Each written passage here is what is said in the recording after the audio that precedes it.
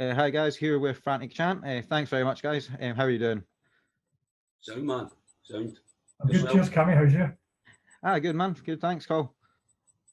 Yeah, first of all, if you can just give us a bit of a background to Frantic Chant and what you're about.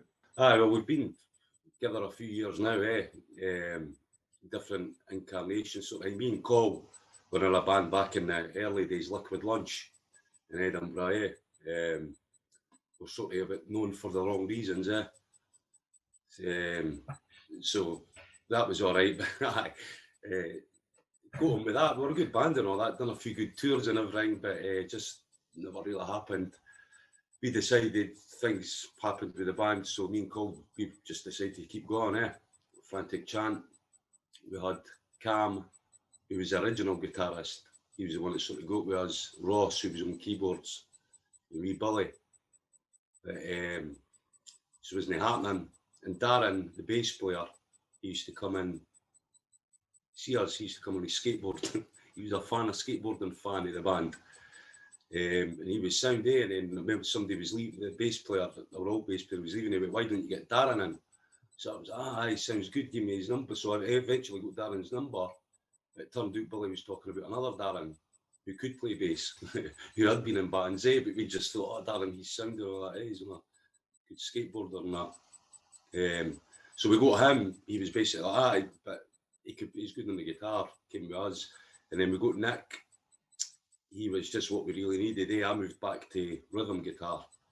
Got Nick in, who I was at school with, and I was in a band. He's just actually put a couple of photos up on our old school Facebook pages in fourth year or something in a band. So, and we got them, and it's just been us ever since, just doing what we do, enjoying it. The big thing over the last year has been coronavirus and lockdown. How did that impact you guys as a band? Really missed sort of getting together in the practice room and as much as gigging, to be honest with you. Just it's kind of a wee social club, isn't it? The guys have a bit of a laugh, write some new tunes usually. So we've had to sort of deal with things a wee bit different, try to record online and stuff like that, which has been a challenge because Nick's only just kind of entered in this century now. He's just discovered YouTube recently. that's how far forward he is with the tech stuff. So that was a wee challenge. But we've been doing all right. We've recorded quite a few tunes. Stazy's been getting the bases sort of either I'm doing, and then they've been flying back and forward between us. I've been mixing them, so we've got another one just about ready to go. We're just waiting on Darren finishing a bass line. Stazy's got to add a wee bit vocals, and there's another one pretty much done after that as well, I think. Stazy's got quite a few of the stuff. He got Nick recording some stuff. So I'm learning a lot of new skills with recording. But kind of missing the guys and talking shit basically with each other. It's been good.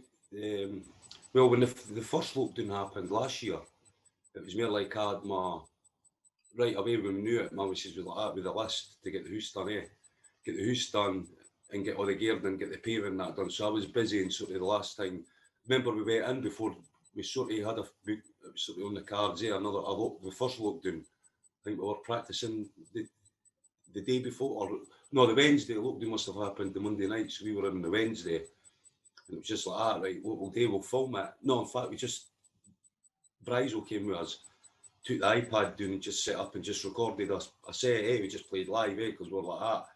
Right, we don't know when we're going to get last get back in. Again, nobody knew what was happening there, So we just went in and we put like a live stream like a few days before the whole lockdown and that. And thought, right, that'll do for the couple of weeks that we're going to be locked down, or month or whatever, and then we'll get back in a month, and then another month, and then go on about May.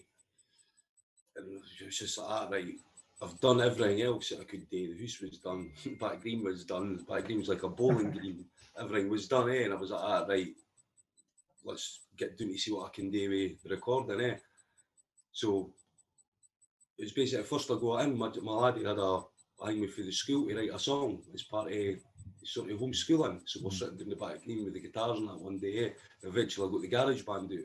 One figured out how to do that. Pretty shit at first, but managed to get the basics of songs that we had been working on.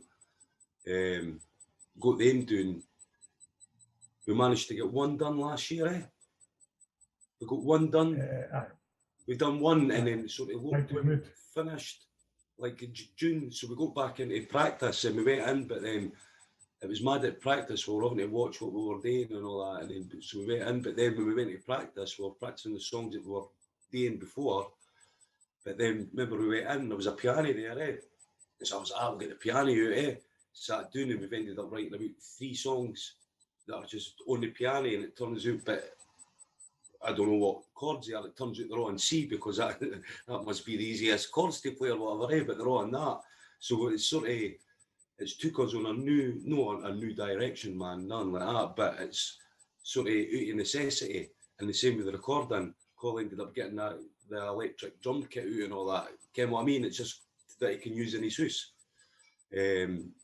Just what we could do. There's no professional setup to it. Ken what I mean? We're recording. My vocals are getting recorded into the iPad with the mic on it and that. Ken what I mean? Just recording into that, coming into this room, and that song, that My Blue Mood, the one we just got out there.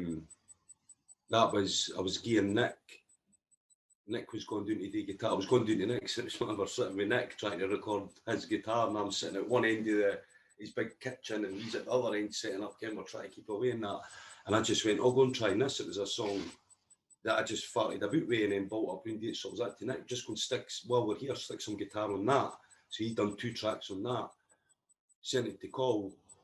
Sent it to Darren, we got all together, Col mixed it, and that came back, put vocals and put it down, and it's brought, what I mean, that's when did we put that out? Maybe February when it was snowing, and I go, that's what we've done, I know, we'll get a video for it. So when it was snowing, we went down to the links, down Leith, we got a video made and all that, and just put that out ourselves. So we put it up for, that was one of them, we put on Bandcamp, it was like, pay what you want in that.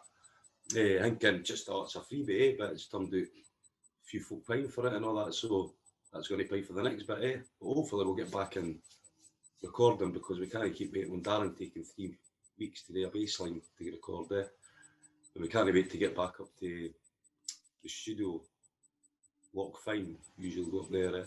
And have you noticed any sort of impact in your actual songwriting then through like lockdown? Probably the songs will be in time, because we've been using our drum machine. Apart from that.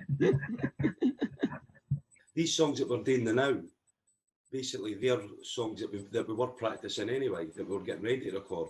So we've got recordings of them as playing live. So for these songs, what I've been doing is listening and getting Col's drums, basically doing it and just following his drums, putting them in piece by piece, his drums. And as I say, he's been gone getting on an electric drum kit, which doesn't sound good, but it does the trick, you know what I mean?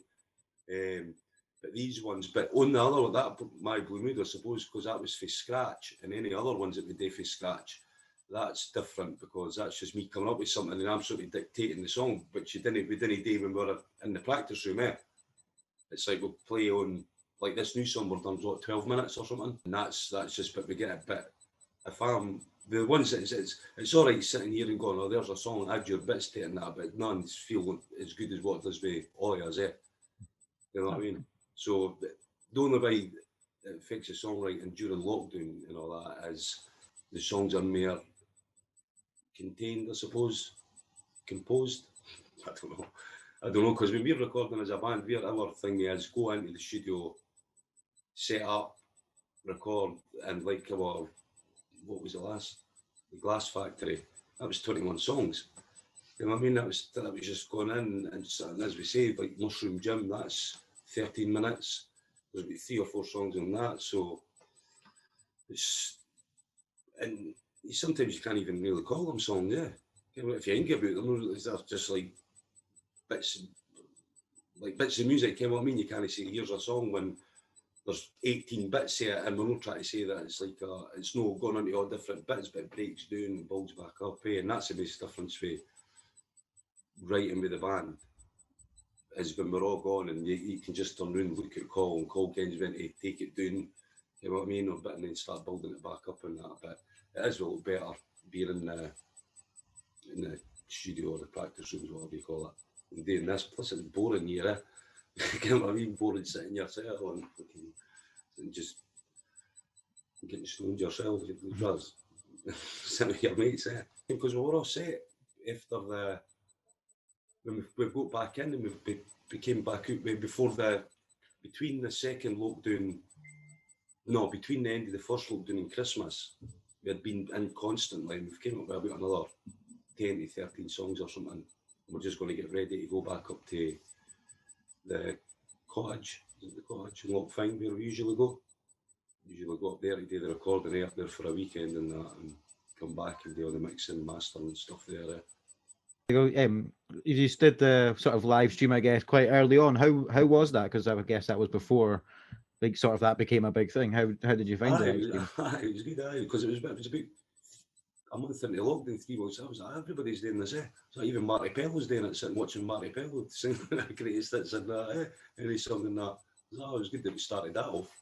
But that was, I think we just done it live, but it was the usual, because it was a last minute thing. It was like the night we were going in, right, we'll take it in and we'll record ourselves, and then never thought about Wi-Fi or anything, Ken? So what we should have done was, as I said before, some of our songs are 10, 15 minutes, and then when we get into a jam, what we should have done was stopped it after every song, and then record it, and then done it again, went live again, but we tried to do it, and it kept cutting out, but learn from your mistakes. But we're like that, We're no the most organised bands of that. We played that.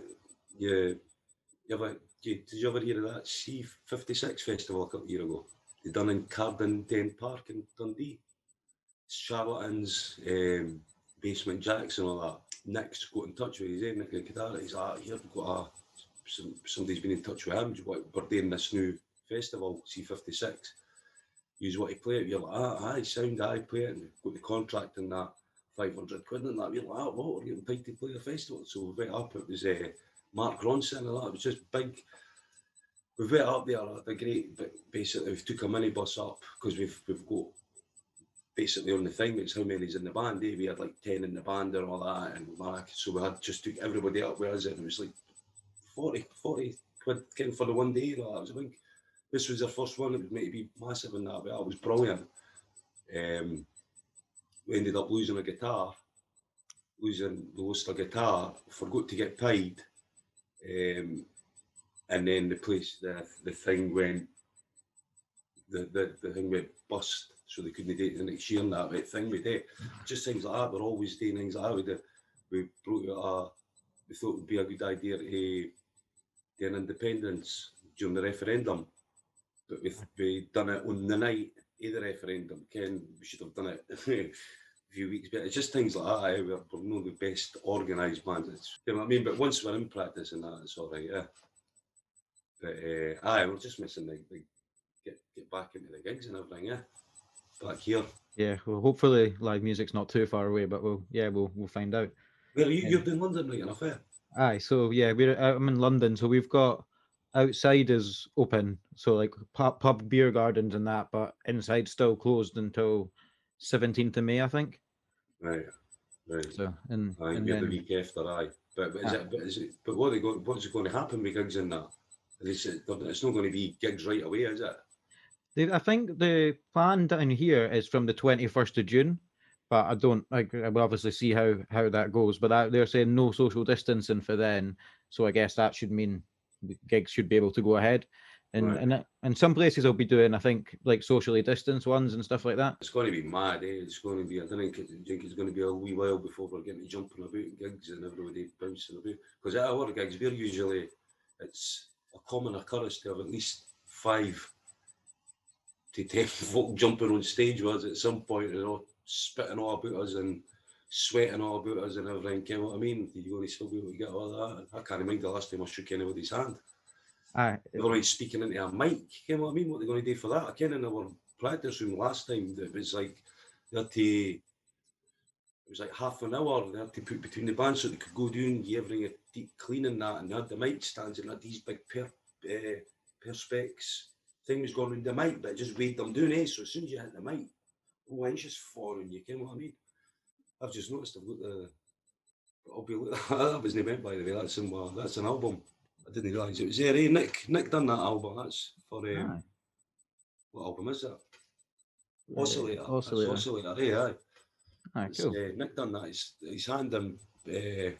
My missus got that done for me from my birthday or a Christmas or something. Ah, that's pretty cool. That's really cool. No, fuck got them. Well, nobody's got one. It's only me. Who else has what one? Yeah, one of a kind. There you go. I know. Aye. Nice.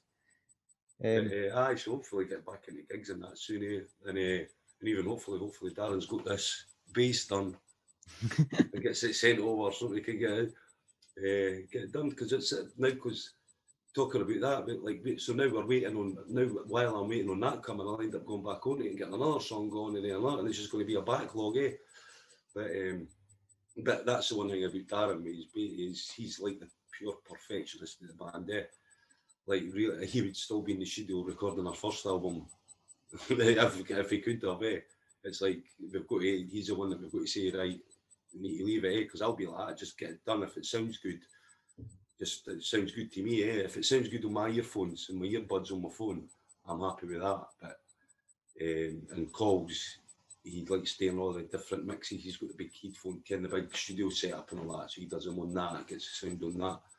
And then takes it out in the car, goes out in the car, gets it, and I'm just like, I can hear every time I get it, I'm just like, mere bass, I just want the bass up, I want Darren's bass up, vocals, do everything else, doing bass up, I mind what the last time when we recorded, we brought, because that was another thing just before, no Christmas Eve, Christmas before, we were in and we recorded an EP, because we had, basically how we work, the band pays for itself, like the albums, we've got the accounts through, like that album paid for, that would have paid for the Glass Factory, and then the Glass Factory paid for Ride It Like a Shark, that paid for, then Ride It Like a Shark paid, get what I mean? So so we had money, that was last October or something, October before, November, so we went to a studio at Lone Heed, Groove Tunnel, and it was like first time we had been in, because we usually work with Elle, that's our producer, we usually, and it's just like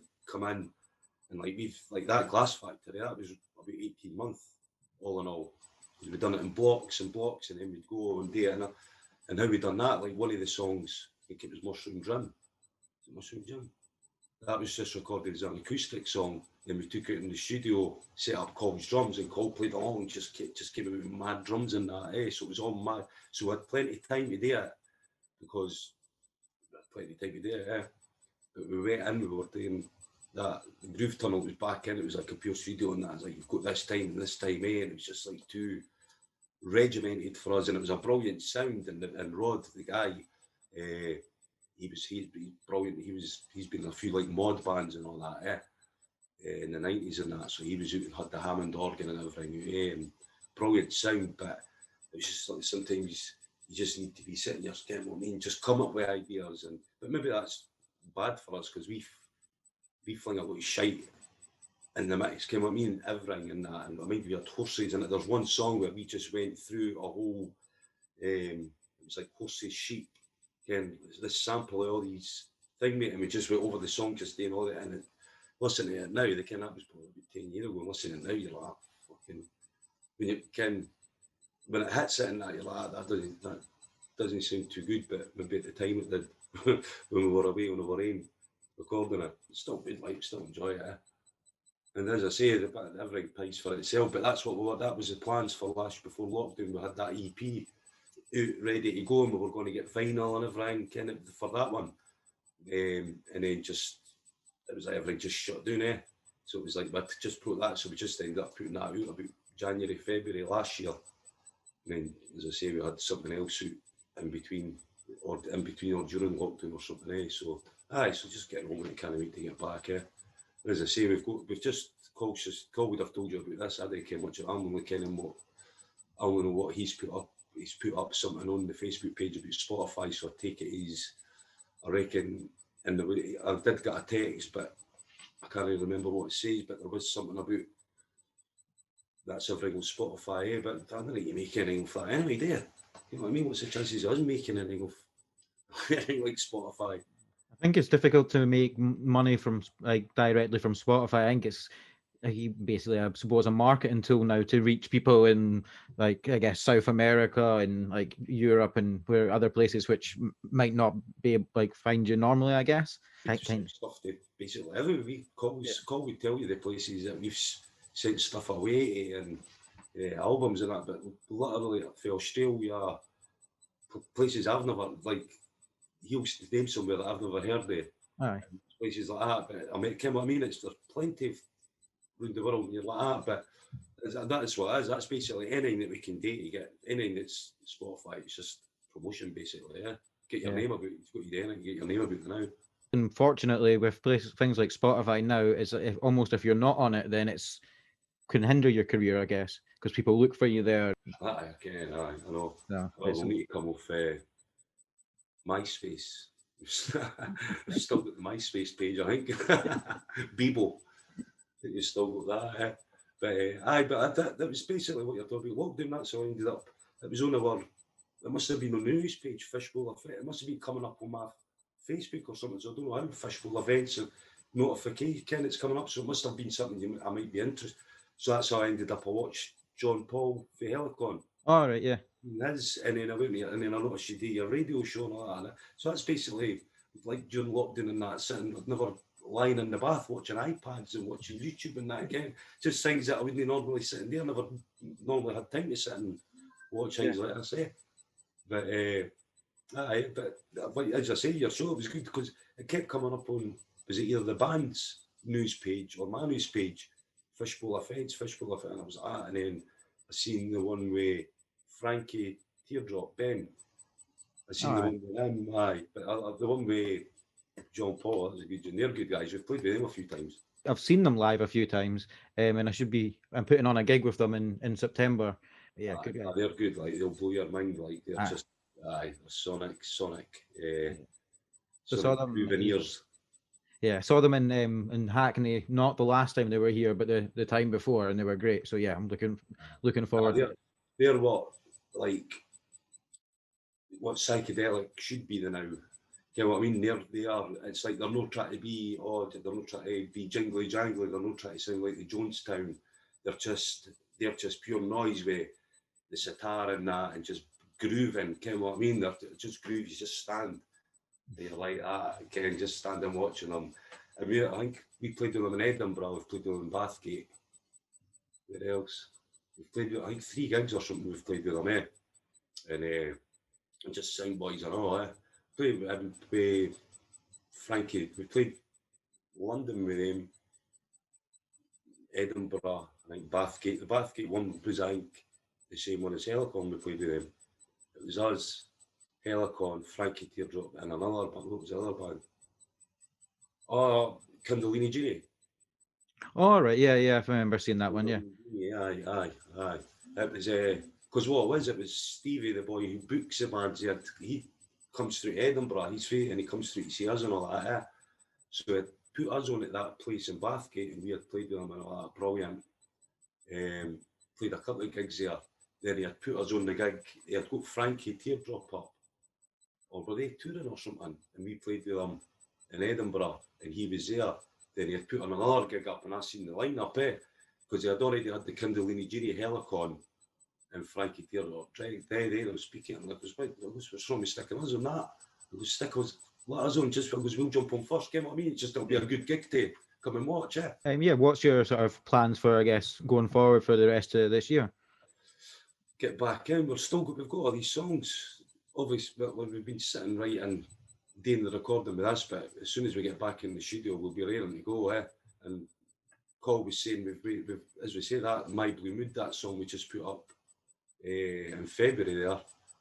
We only put it up as just a freebie, or pay what you want, because we're on Bandcamp, so he's put it on Bandcamp and gets pay what you want. But folk have ended up, because we usually put that, folk didn't pay any, we put zero. We've got that much stuff out. I've got that album, I've got some CDs, but I have to get in touch with Colin, go give me a code for Bandcamp so I can download our albums to listen to them that I've never heard for. Thing me, because like if I'm especially during lockdown, all his team was going out just walks and all that. So it's like, right, and I got the Glass Factory. I ended up going to use a code, so I ended up having to download, pay what you want now for mine albums to listen to them, get what I mean? And that's what we done for the My Blue Moon, but folk are buying it, so we're sitting with money there, ready to get recording and that, So we just want to get back in and as we say, if all things go to plan, it might be in the summer now, it might be later on, but we'll get back up to that. The cottage, I'm sure it's called the cottage. I'm sure it is. It must be because it's a cottage, but it's got the studio on that. But we'll get back up there. Get back up there soon enough and just get album number 9, 8 or 9, 8 or 9. I don't know, maybe 8, probably 8. But as I say, we just go in and record and because it might say that we'll go in and if somebody's got a riff, if Nick's got a riff, we'll go and jam it, and then if that sounds good, right, record that, get it back, and we just got all the recording doing, maybe a bit guide vocals or whatever, because half the time the lyrics are the last things that get done. It's usually when we're sitting there, that time in the groove tunnel, we were sitting, and because we were waiting that long, not waiting that long, but Darren likes that, right, I want to overdub my bass against, he was overdubbing, and I was going, I've got plenty of time to get the lyrics done. And then it turned out, right, vocals, so I'm sitting half an hour before, we're sitting in the studio trying to get lyrics and that. You know, melodies and that are usually always there. But what I like to do with melodies is change. I didn't like verses sounding the same. So change a verse, and then so every bit of a song's different, and maybe not even the same chorus. Again, just things like that, make it a bit more instrument. As I say, with 8 albums out, and Col just put up a collection of some songs that we done, he put up to download or something, and it was something like 20 odd songs on that that's not on any albums, eh? So all of them, some things are going to sound the same, eh? Things are going to sound the same, and you end up repeating yourself and all that. So we've got to start thinking ways to keep it interesting for us, which is I'll put up like just change melodies and no stick to verse, chorus, and just fling things about and all that. Just try different things, yeah. You know, to keep it interesting for us. And Col can always come up with a Barry, but like last time we were in before we came out with a reggae song. You know what I mean? It was pure, it was all Barry reggae, and it was like the full song, which is one night we came in, we got the full song, but we just, I've got on my phone, we've got stuff that we can just set up in the middle of the room with my pats into the record. And we've got one came on my phone the other day, and I was doing something, so I was listening to something else, and that came on. And I listened, I was like, fucking, when's this finishing? And the last thing you hear is Darren on the mic going, fucking hell, that was 24 minutes, eh? Again, we're just getting right into it, and that, we're like, that would be, because it's no costing us anything to do any. Oh, right, aye. Basically, that, just get out and get recording. I think we'll be in we're going to get